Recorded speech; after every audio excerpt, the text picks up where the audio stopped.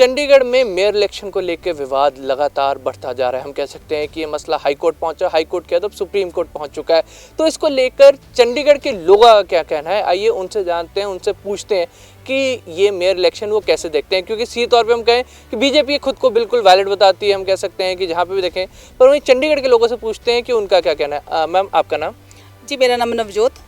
नवजोत, कैसे देखते हो चंडीगढ़ में जो मेयर इलेक्शन हुए? हम कह सकते हैं कि 35 में से 20 वोट कहीं ना कहीं सीधे तौर पे हम कह सकते हैं कि आम आदमी और कांग्रेस अलायंस के पास थे। 15 वोट हम कह सकते हैं कि बीजेपी के पास थे। पर एक कमाल हो गया कि बीजेपी के 16 वोट हो गए और आम आदमी और कांग्रेस के 8 वोट कैंसिल हो गए, जो आज तक कभी नहीं हो। कैसे देखते हो सर?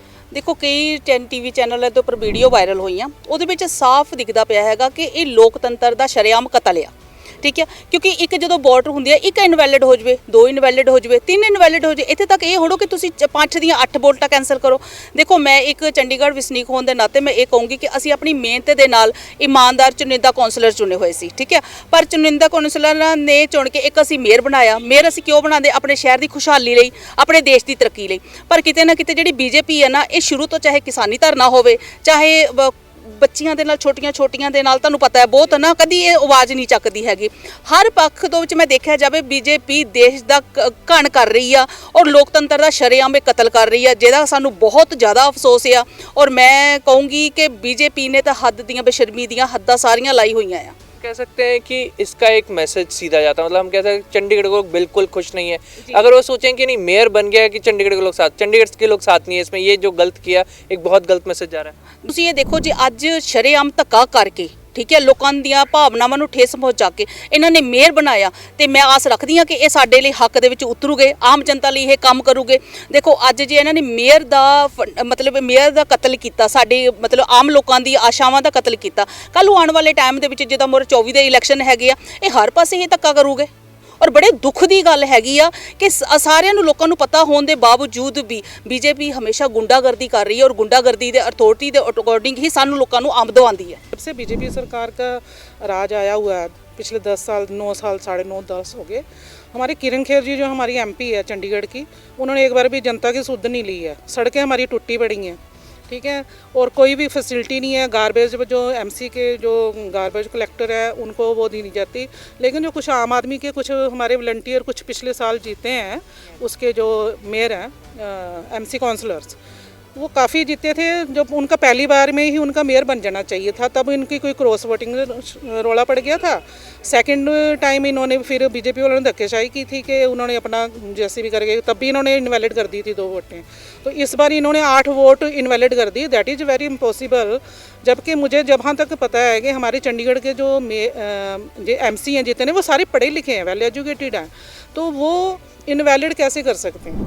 बीजेपी का मेयर सबने देखा। I am an advocate by profession, तो मुझे लग रहा है कि बहुत ही धक्का हुआ।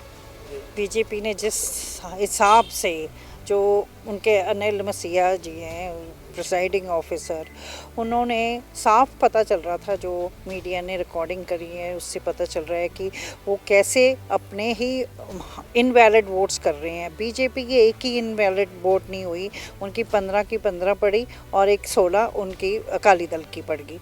बट जब बारी आई आम आदमी पार्टी की, तो उन्होंने 12 वोटें दी, जबकि टोटल कोलिजन की वोट्स थी 20।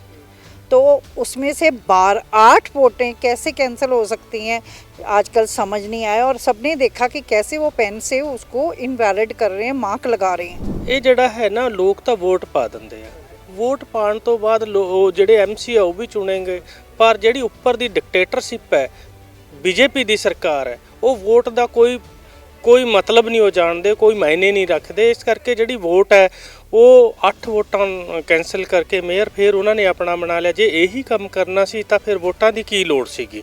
ਜੇ ਬੀਜੇਪੀ ਨੇ ਇਸ ਤਰ੍ਹਾਂ ਹੀ ਧੱਕੇਸ਼ਾਹੀ ਕਰਨੀ ਆ ਤਾਂ ਪਹਿਲਾਂ ਹੀ ਆਪਣਾ ਮੇਅਰ ਬਣਾ ਲੈਂਦੇ। ਇਹ ਬਹੁਤ ਲੋਕਾਂ ਨੂੰ ਨਿਰਾਸ਼ ਕਰਨ ਵਾਲੀ ਗੱਲ ਹੈ। ਇਸ ਦੇ ਨਾਲ ਜਿਹੜਾ ਜਮਹੂਰੀਅਤ ਦਾ ਉਘਾਣ ਹੁੰਦਾ, ਤੇ ਲੋਕਾਂ ਦਾ ਜਿਹੜਾ ਭਰੋਸਾ ਹੈ ਵੋਟਾਂ ਤੋਂ ਟੁੱਟਦਾ ਜਾਂਦਾ ਹੈ। तो कह सकते हैं कि जिस तरीके से अब हम कह सकते हैं कि ये मेयर इलेक्शन का मुद्दा बनता जा रहा है, लगातार हम कह सकते हैं प्रदर्शन चल रहे हैं, लोगों का रिस्पांस आपने सुन लिया कि किस तरीके से वो लोग दुखी हैं, क्योंकि कहीं ना कहीं एक उम्मीद होती है कि जब एक मेयर रिप्रेजेंटेटिव आते हैं, हम कह सकते हैं जो एमसी चुना जाता है वो लोगों की मर्जी का होता है, लोगों की चॉइस का होता है, पर जब उनकी वोट्स कटती हैं तो सीधे तौर पर लोग समझते हैं कि उनकी आवाज़ दबाई जा रही है। चंडीगढ़ का आपने रिस्पॉन्स सुन लिया और इसको लेकर आप क्या कहेंगे ज़रूर हमको बताइएगा। चंडीगढ़ से कैमरामैन हैप्पी के साथ हिंदी खबर के लिए अमित कुमार।